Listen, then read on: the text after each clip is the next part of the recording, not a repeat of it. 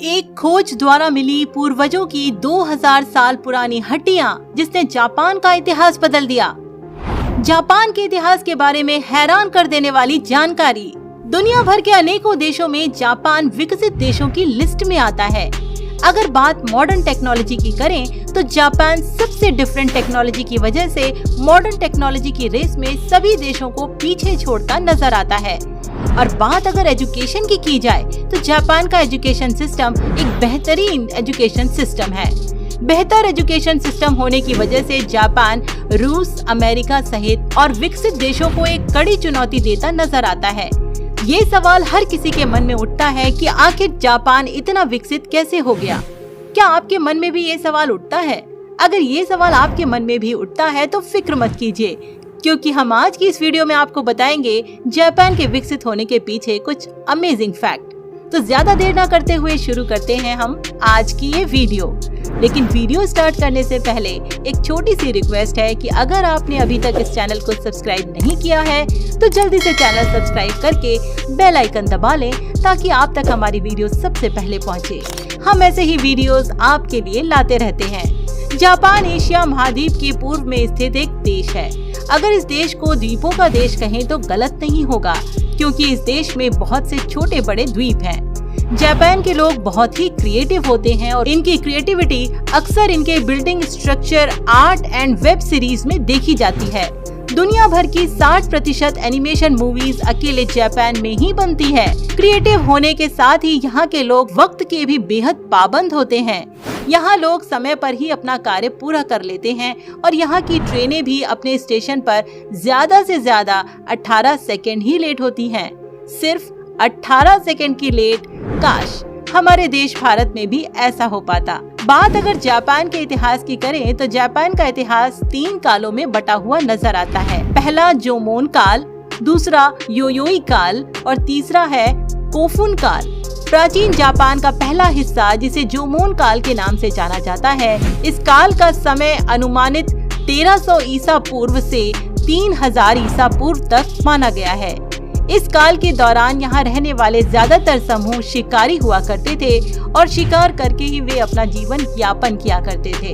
इस वक्त शिकारियों की एक आबादी द्वीप पर रहा करती थी और इस द्वीप में रहने की वजह से इस आबादी ने खुद को यहाँ के वातावरण के अनुसार ही ढाल लिया। उसके बाद ये आबादी धीरे धीरे अपना विकास करती रही। लेकिन इस द्वीप पर रहने वाले शिकारी मिट्टी के बर्तनों का प्रयोग खाना बनाने के लिए करते थे। अब आते हैं दूसरा काल यानी योयोई काल पर। योयोई काल का समय अनुमानित 900 ईसा पूर्व से 300 ईस्वी तक माना जाता है। योयोई काल द्वीप के रहने वाले शिकारियों के लिए बहुत महत्वपूर्ण काल साबित होता है, क्योंकि इस काल में किसानों ने पूर्वी एशिया से जापान की ओर पलायन किया और फिर यहाँ कृषि की शुरुआत की।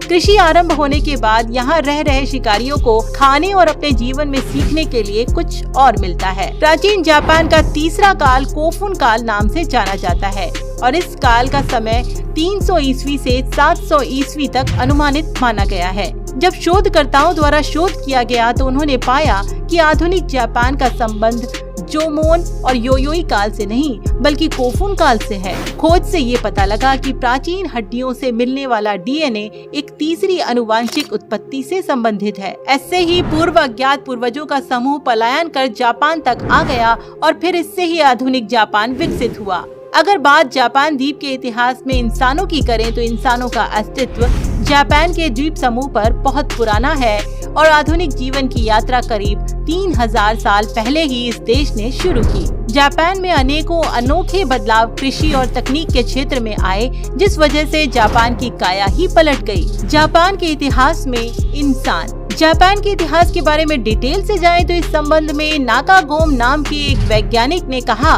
कि जोमन शिकारी पहली बार 20,000 साल पहले दिखाई दिए थे।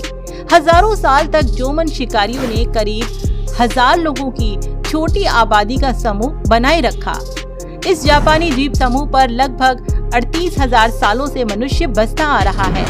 इसके साथ ही आधुनिक जापान करीबन 3000 साल पहले विकसित हुआ है, इसमें कोई शक नहीं। खोजकर्ताओं ने जापान में एक ऐसी बड़ी खोज कर दी जिससे जापानी इतिहास के संदर्भ में लोगों के सोचने का नजरिया ही बदल गया। दरअसल जापान में खोजकर्ताओं को मानव शरीर के ऐसे अवशेष मिले जो लगभग 2000 साल पुराने हैं और ये माना जा रहा है कि ये अवशेष वर्तमान में जो जापान के लोग हैं उन्हीं के पूर्वजों के हैं।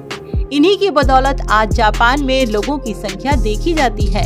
आयरलैंड के ट्रिनिटी कॉलेज डबलिन में स्कूल ऑफ मेडिसिन के सहायक प्रोफेसर और रिसर्च के प्रमुख लेखक शिकेगी नाकागोम ने बताया कि उनकी टीम इस रिसर्च से बहुत ज्यादा खुश है। वे आगे भी यूं ही रिसर्च करना चाहेंगे।